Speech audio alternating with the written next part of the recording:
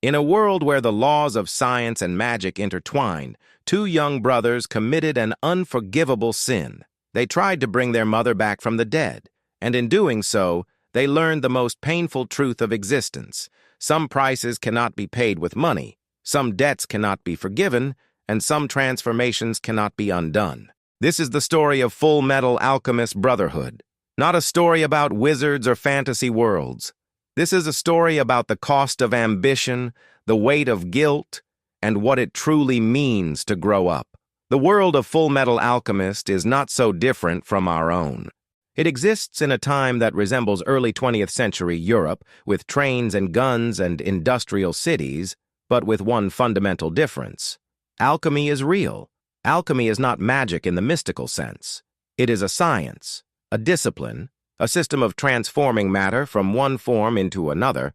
An alchemist who understands the composition of metal can reshape it into any form he desires. An alchemist who understands the structure of earth can raise walls from the ground. It is a powerful and respected craft, governed by one absolute law: equivalent exchange. To obtain something, you must sacrifice something of equal value. You cannot create matter from nothing. You cannot destroy matter into nothing. Everything in the universe is in balance, and alchemy is the art of working within that balance. In a small village called Resurrect, two brothers grew up in a modest house surrounded by green fields and flowing streams. Edward Elric was the older brother, sharp-minded, stubborn, and intensely passionate about alchemy from the time he could read. His younger brother Alphonse was gentler, kinder, more patient, but equally devoted to the craft. Together they were prodigies. They learned faster than children their age had any right to, driven by curiosity and by the deep bond they shared. Their father, Hohenheim, was a traveling alchemist of exceptional skill who had abandoned the family when the boys were very young, leaving behind nothing but books, silence, and unresolved questions. Their mother, Trisha Elric, raised them alone with warmth and love and quiet strength. She was the center of their world. She was the reason they laughed. She was the reason Resurrect felt like home. When Trisha fell ill, the boys watched helplessly as she deteriorated week by week. They were children, and there was nothing they could do. No doctor could save her. The illness moved through her body with terrible patience, taking a little more of her each day. She died quietly one winter evening, and the boys were left with a silence in the house that felt absolute and permanent. Edward was 11 years old. Alphonse was 10. Grief does strange things to people. For most, it leads eventually, however painfully, to acceptance. For the Elric brothers, it led to obsession. They had their father's library filled with alchemical texts and forbidden theories and the accumulated knowledge of a lifetime of research. And in those books, buried in the oldest and most restricted volumes, they found references to human transmutation, the theoretical alchemical process of creating or restoring a human life. Every legitimate alchemist who had ever written about it had concluded the same thing. It was impossible.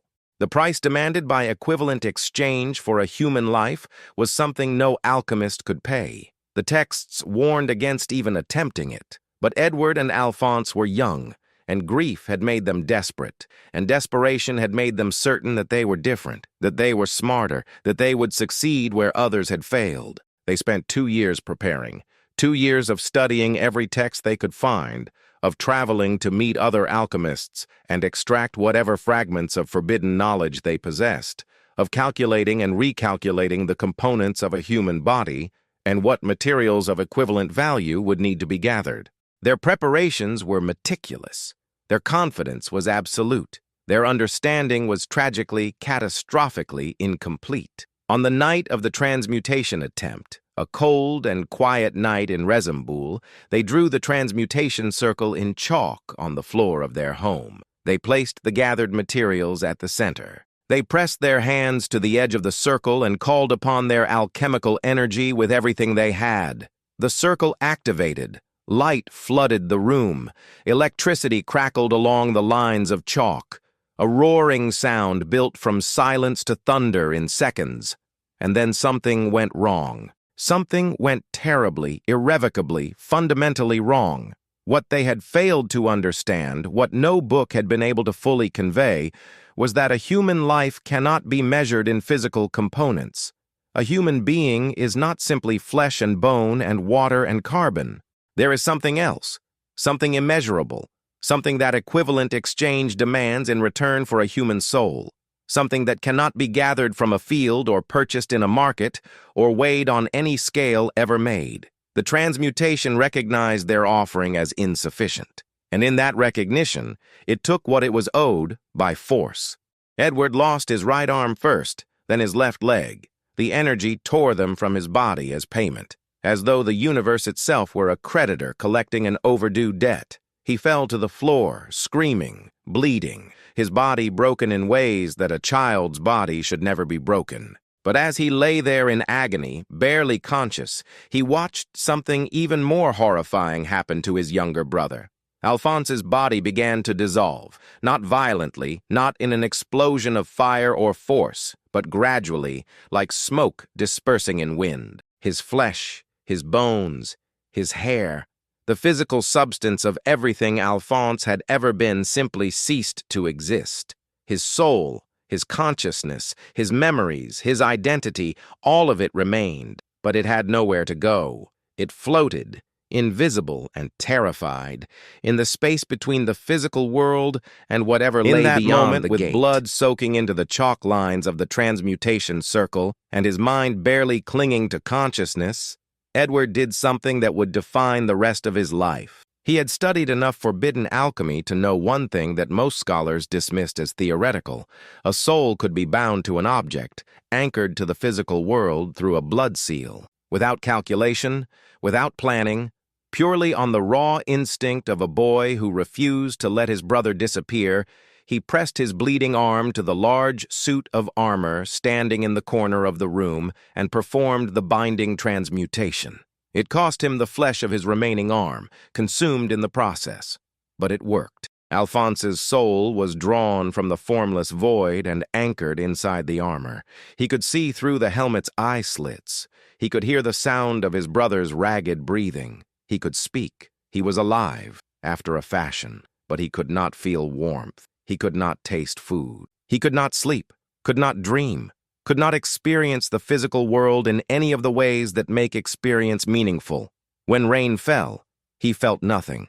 When Edward reached out and grabbed his oversized metal hand, Alphonse felt no pressure, no warmth, no human contact. He was present in every moment without being able to truly inhabit any of them. He existed, but he did not live. Edward was found unconscious in the ruins of the transmutation by their childhood friend Winry Rockbell and her grandmother Pinaco, neighbors, and the closest thing to family the brothers had left. Pinaco had the medical skill to stabilize Edward despite injuries that should have been fatal for a child his size. He spent weeks in bed recovering, drifting in and out of consciousness, while Alphonse sat beside him in the armor, watching, waiting, unable to eat or sleep or do anything except be present. When Edward finally regained enough strength to speak clearly, he told his brother what he had already decided. He was going to find the Philosopher's Stone. He was going to restore Alphonse's body. He was going to fix what they had broken. The Philosopher's Stone was a legend that appeared in alchemical texts across centuries. It was described as a red stone of extraordinary power, capable of amplifying an alchemist's abilities to such a degree that the law of equivalent exchange no longer applied in the same way. With the stone, an alchemist could transmute without paying a proportional cost from their own energy or materials. They could create without sacrifice. They could, theoretically, perform human transmutation successfully. Most serious scholars dismissed it as mythology, but Edward and Alphonse had stood at the edge of something impossible and survived. They were not interested in what scholars considered possible. To fund their search and gain access to restricted military archives and research facilities, Edward made a decision that he knew would cost him something he could not fully measure. He would join the state alchemists, the group of alchemists who worked directly under the military government of Amestris. State alchemists received generous funding, access to resources and knowledge unavailable to civilians, and the authority to pursue their research with significant freedom. The price was that they became military assets. They were called the military's dogs by those who had reason to distrust the government, and it was not entirely an insult. They were weapons, to be deployed when the nation required it. Edward signed the papers anyway. The state alchemist examination was designed for trained adults. Edward sat for it at 12 years old and passed with a demonstration that left the examining board in stunned silence. He transmuted without a circle, pressing his hands together and reshaping matter through pure internalized knowledge, an ability almost unheard of among state alchemists. He was given the title of Fullmetal Alchemist, a reference to the automail prosthetics that Winry Rockbell had spent weeks building and attaching to what remained of his right arm and left leg. Automail was sophisticated mechanical engineering, metal and wire and intricate joints connected directly to the nervous system. It was painful to install. It was painful to use in cold weather. It required regular maintenance. But it gave Edward back the ability to move, to fight, and to press both hands together and perform alchemy. For Edward, that was enough.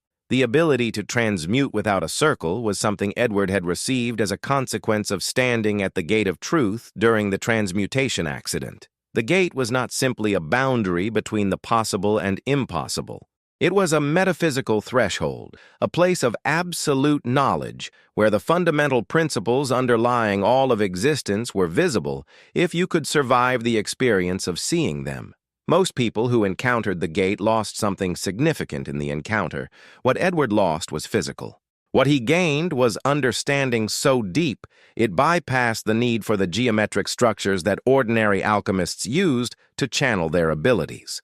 With his rank established and Alphonse walking beside him in the massive armor that had become his world, Edward began moving through Amestris in search of the stone. Their supervising officer in Central Command was Roy Mustang, the Flame Alchemist, a man who manipulated the oxygen and hydrogen content of the air around him to create precise, controlled flames of extraordinary heat and accuracy. Mustang was charming on the surface, politically ambitious beneath it, and deeply intelligent underneath both of those things.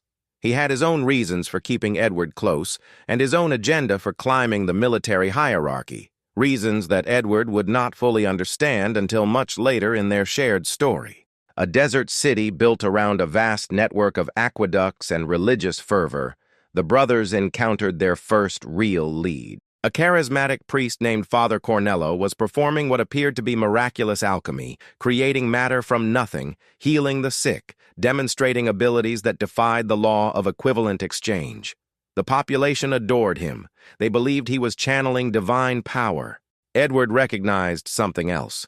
Cornello possessed a red stone, a synthetic fragment designed to mimic the properties of the Philosopher's stone, which was granting him amplified abilities at the cost of structural instability.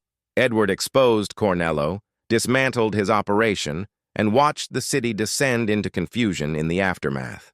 The stone crumbled before it could be claimed. But they had confirmed one crucial thing. The Philosopher's Stone was not pure legend. Something like it had existed. Something real was out there. In the mining city of Uswell, they encountered the brutal reality of how the military treated the civilians under its authority. A corrupt military officer was forcing miners to work in dangerous conditions, taking their wages, threatening their families.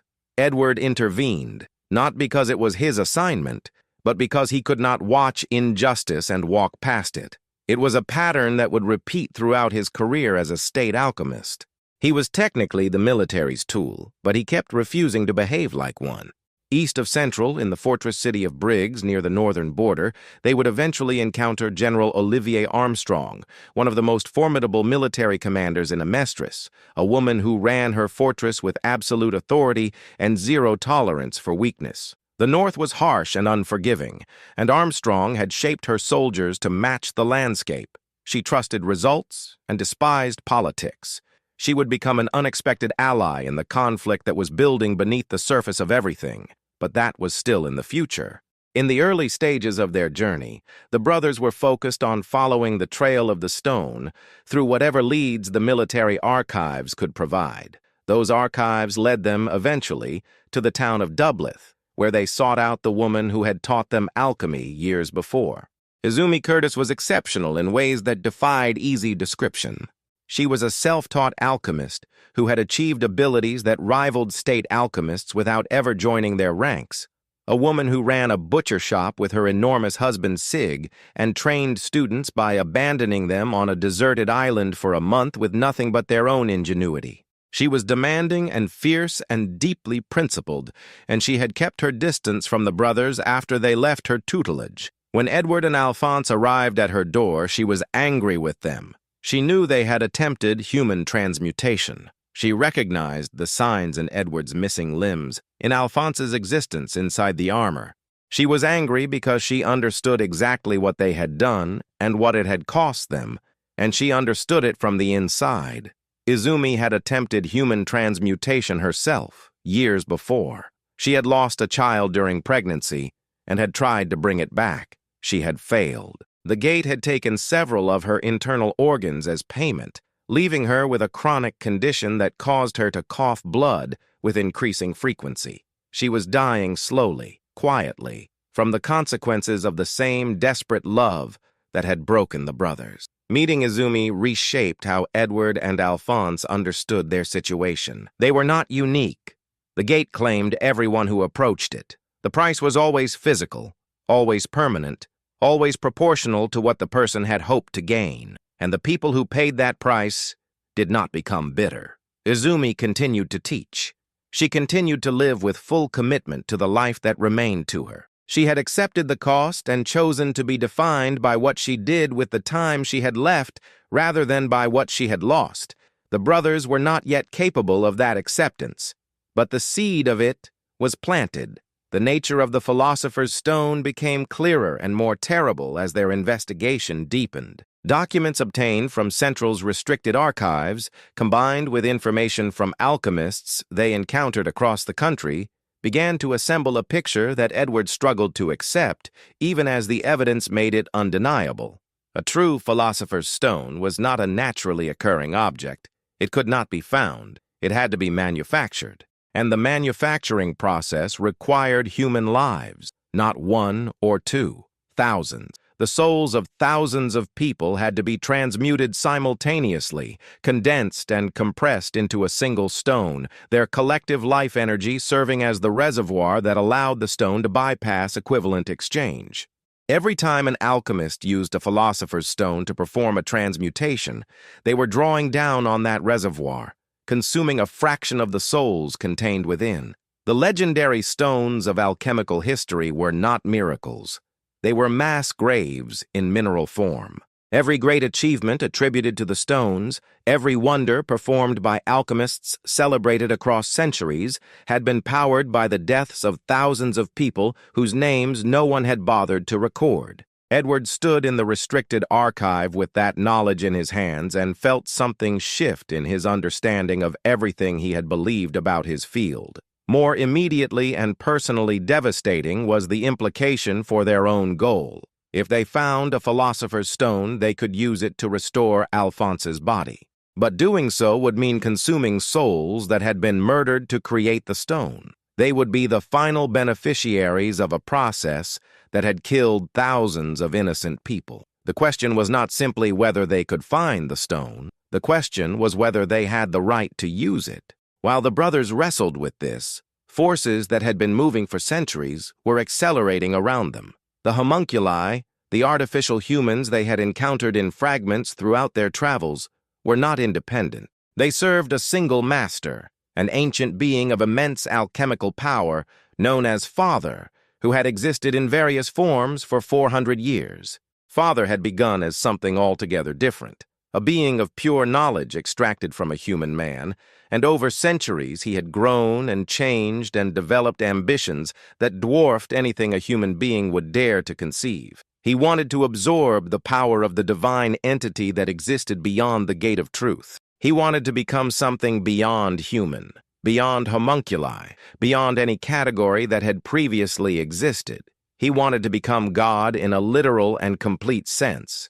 To accomplish this, Father needed a transmutation circle of continental scale, and he had spent 4 centuries building one.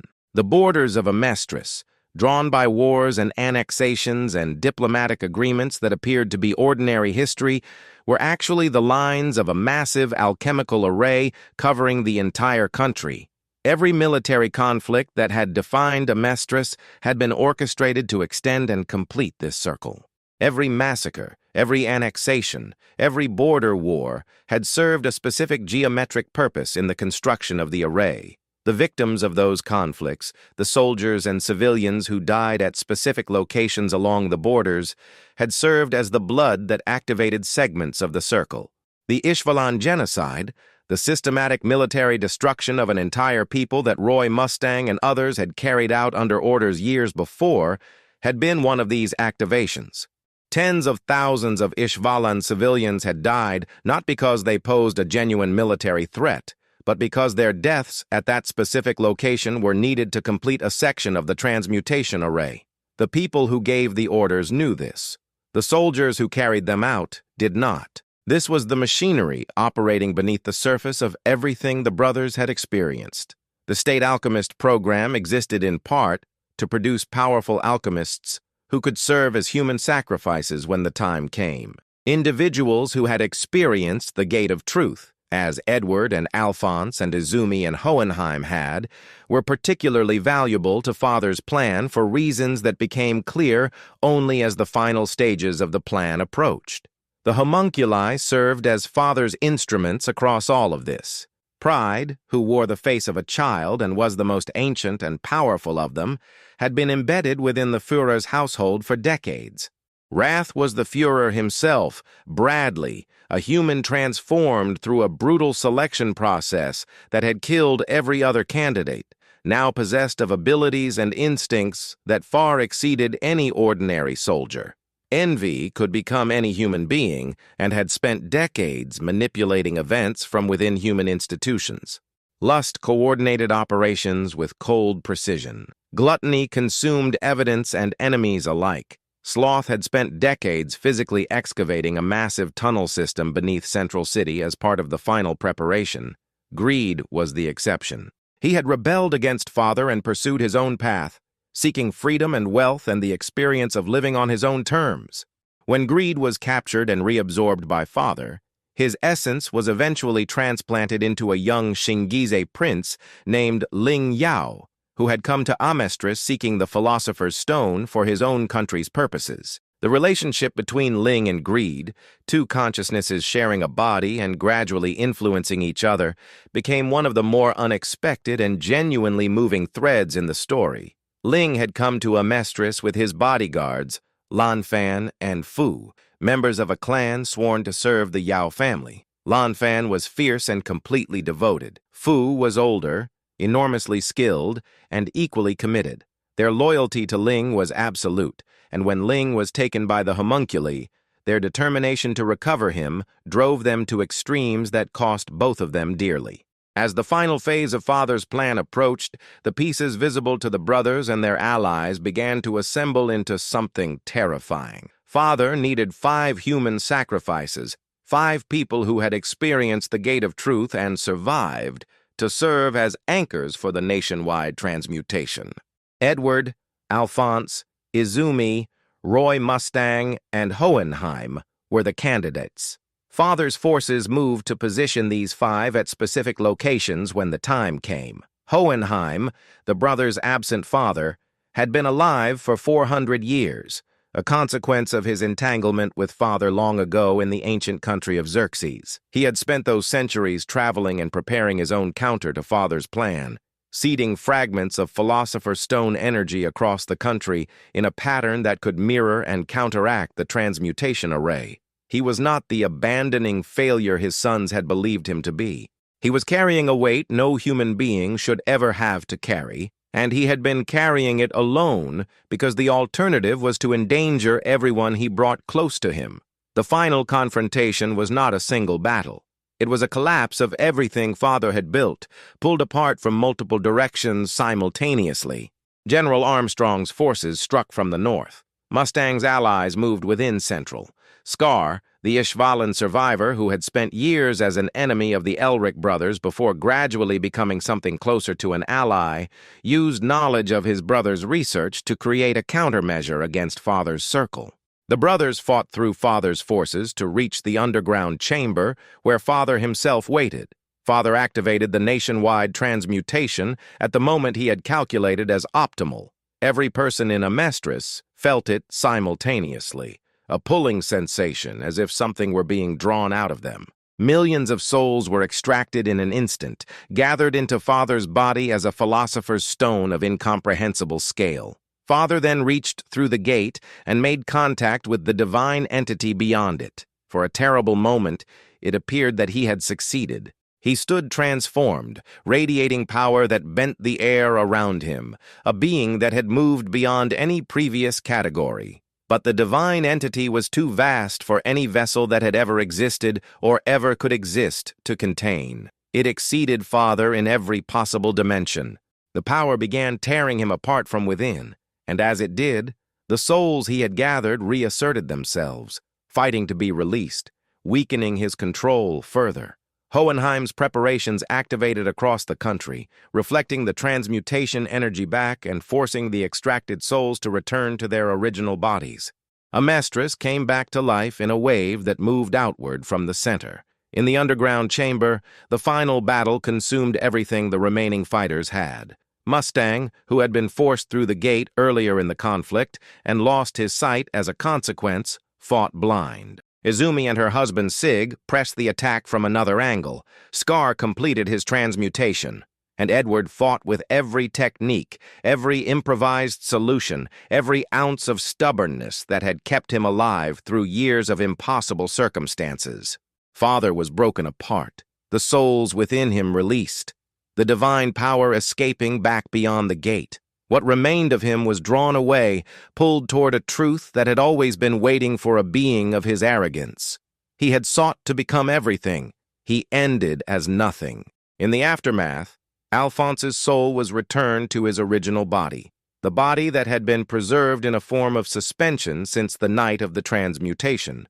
The body was small and weakened, years of physical development skipped, requiring months of recovery and rehabilitation.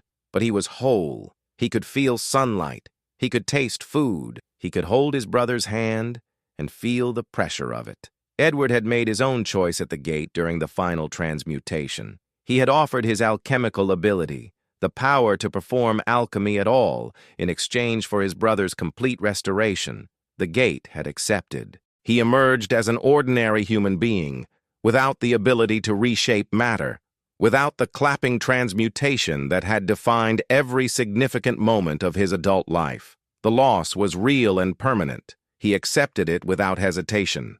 Winry was waiting when he came back. He told her how he felt in the most awkward, mathematically framed declaration she had ever heard, and she told him she would take all of him, the difficult and the brilliant and the broken parts alike. Roy Mustang began the long, grinding work of political change, moving through the military hierarchy toward a position where he could make genuine amends for what had been done in Ishval and reshape the institutions that had made it possible. Scar chose to walk away from vengeance and toward something harder and more sustaining, the preservation of what remained of Ishvalan culture and the building of a future that honored those who had been destroyed. Izumi returned to Dublith and her husband and the students who would come to her door in the years ahead. Alphonse, his body slowly regaining its strength, chose to travel east, to learn forms of alchemy that existed beyond Amestrian knowledge, to expand his understanding into territory that neither he nor Edward had ever explored.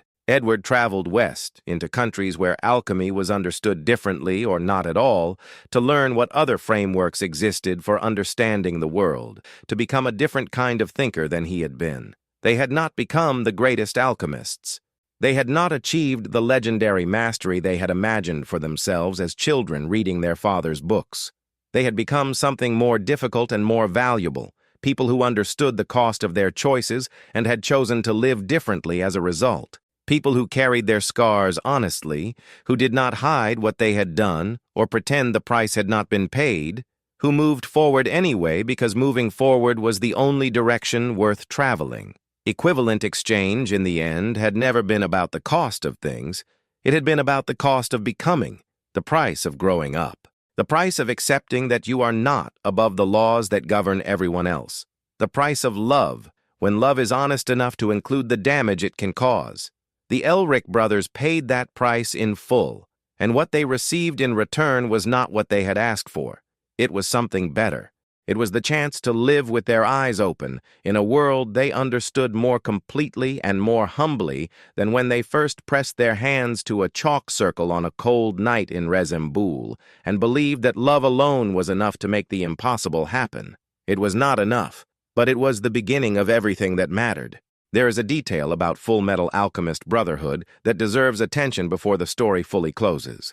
The original Fullmetal Alchemist anime, which aired before Brotherhood, told a different version of the same beginning and then diverged into its own story when it ran ahead of the manga.